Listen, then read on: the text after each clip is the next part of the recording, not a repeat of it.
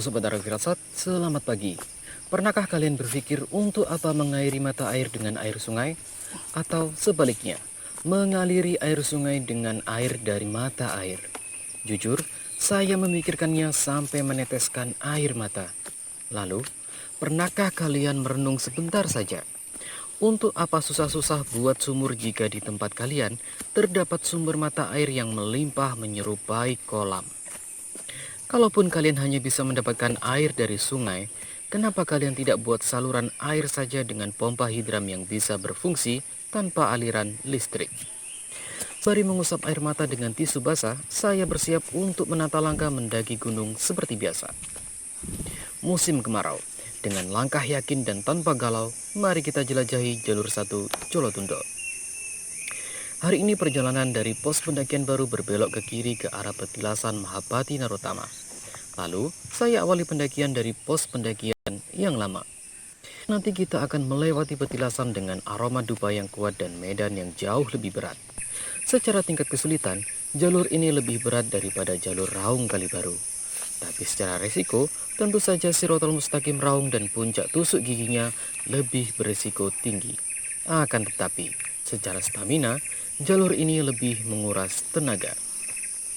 Beberapa situs yang akan saya lewati di atas nanti adalah Candi Kursi, Goa Buyung, Candi Kamatiga, Candi Tanpa Nama yang disusun seperti kuburan, dan terakhir saya akan bermalam di Candi Kendali Sodo sendirian. Baiklah, sambil menikmati tantangan medan di jalur 1, saya akan bercerita tentang alasan saya mencari sebuah lokasi cerita viral dengan pendekatan topografi. Sebelumnya, saya akan berikan pengantar terlebih dahulu. Pertama, nama peserta bisa disamarkan, tapi nama univ tidak bisa dikaburkan. Univ favorit kota S hanya ada 3 di masa 09, Univ U, Univ A, dan Insti I. Saya alumni dari Insti I, partner saya alumni dari Univ A. Saya dan partner saya tidak pernah mendengar cerita itu sebelumnya.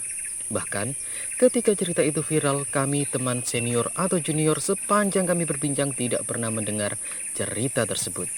Kedua, saya tidak mau terjebak dengan waktu dan rentang kejadian, serta perdebatan lama waktu perjalanan, sebab semua bisa disamarkan. Tapi ingat, kalender akademik selalu bersamaan, sebab mengacu pada penerimaan dan kelulusan. Itu artinya, jika tahunnya tidak disamarkan, sudah pasti rentang kejadiannya menyesuaikan dengan kalender akademik di tahun kejadian. Sekarang kita bedah 09. 09 awal adalah waktu pemilu.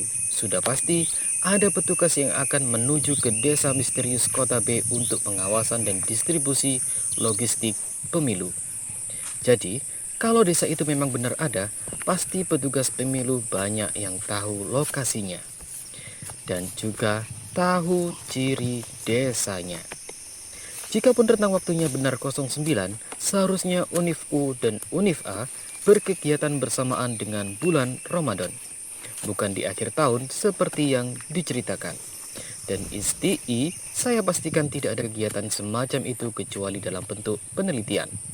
Itu pun agak janggal, sebab seperti biasanya, tulisan bela sungkawa akan ada spanduknya dekat lapangan pintu masuk dari bundaran. Tepat di samping papan tulisan, ini adalah kawasan konservasi, atau minimal spanduk ucapan bela sungkawa itu berada di depan pintu masuk jurusan. Ketiga, latar tempat dan suasana bisa dibuat agar situasi mendukung narasi. Tapi, kondisi geografis desanya harus mendukung alasan pembuatan proker yang pada akhirnya memicu sebuah tragedi. Masalahnya adalah, ketika dibaca, saya temukan kontradiksi narasi. Sebagai awalan, sebuah tulisan itu pasti berciri dan runut narasi, memiliki kekhasan sendiri. Contoh, aku berpindah dari kota B menuju kota G tepat seminggu sebelum banjir tahunan datang melanda. Tepat setelah banjir itu mereda, aku mengawali awal sekolah dengan suasana baru yang aku jalani sampai statusku berubah menjadi mahasiswa baru. Satu hal yang masih kuingat dari sekolah itu adalah Mbah Tejo, penjaga kantin sekolah yang pernah menjuarai lomba menulis dengan gaya narasi teka-teki lokasi untuk mendukung cerita misteri tentang sebuah tradisi di sebuah lokasi. Ciri khasnya dia gabungkan dua bahasa dalam gaya berceritanya, Jawa dan Indonesia.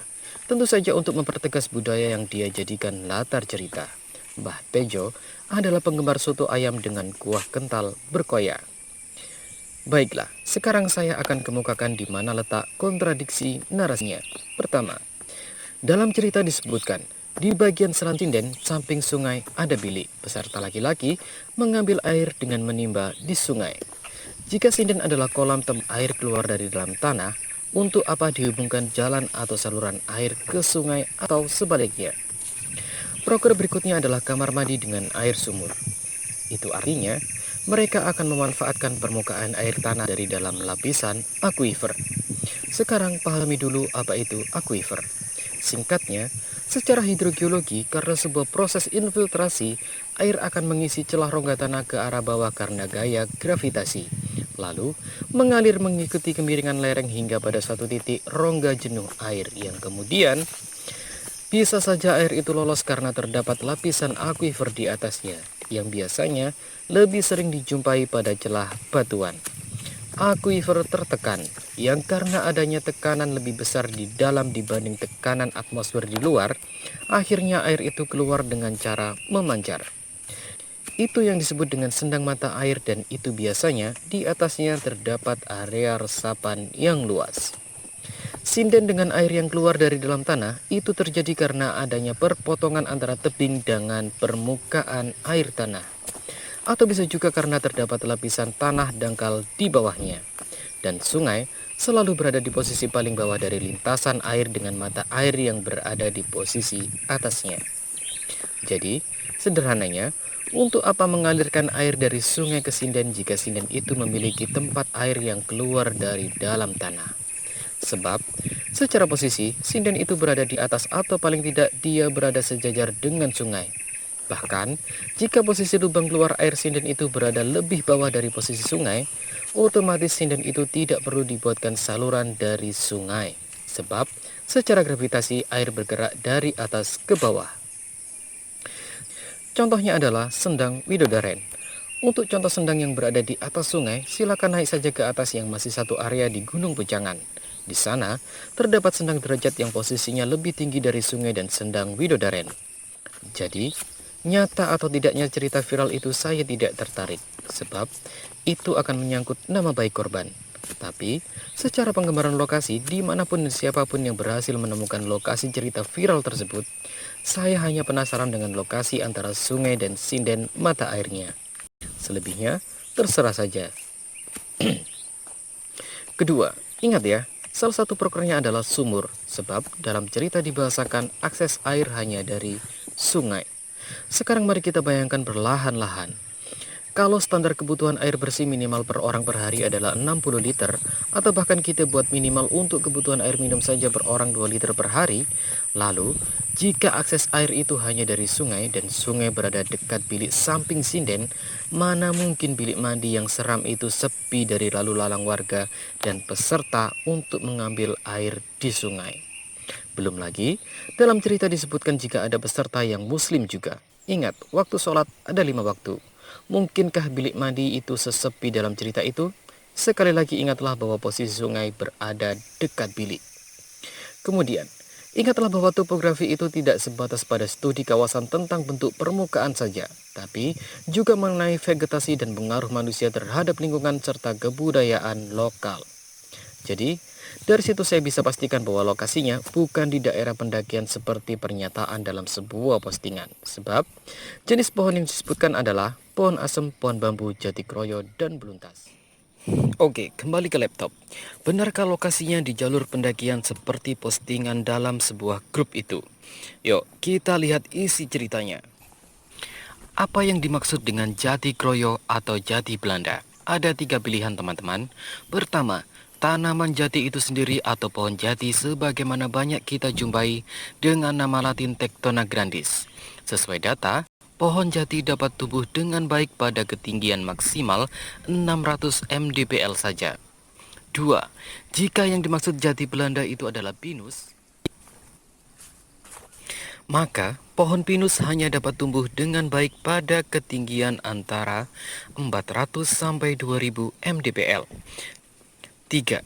Kalau yang dimaksud jati Belanda itu adalah tanaman obat yang daunnya sering dibuat sebagai bahan jamu, maka tanaman itu dapat tumbuh dengan baik pada ketinggian maksimal 1200 mdpl. Pohon lain yang disebutkan adalah bili itu tepat di samping pohon asem yang besar sekali. Pohon asem dapat tumbuh dengan baik pada ketinggian maksimal antara 1000 sampai 1500 mdpl. Sekarang perhatikan data ketinggian Gunung R. Di pos 1 saja ketinggiannya sudah 980 mdpl. Di pos 2 ketinggiannya 1515 mdpl.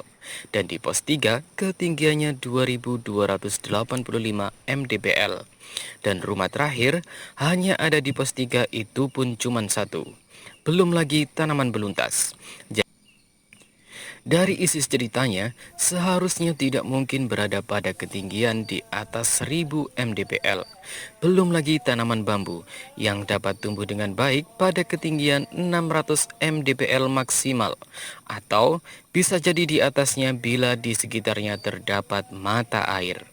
Lalu apakah mungkin lokasinya di Kecamatan Kabaru?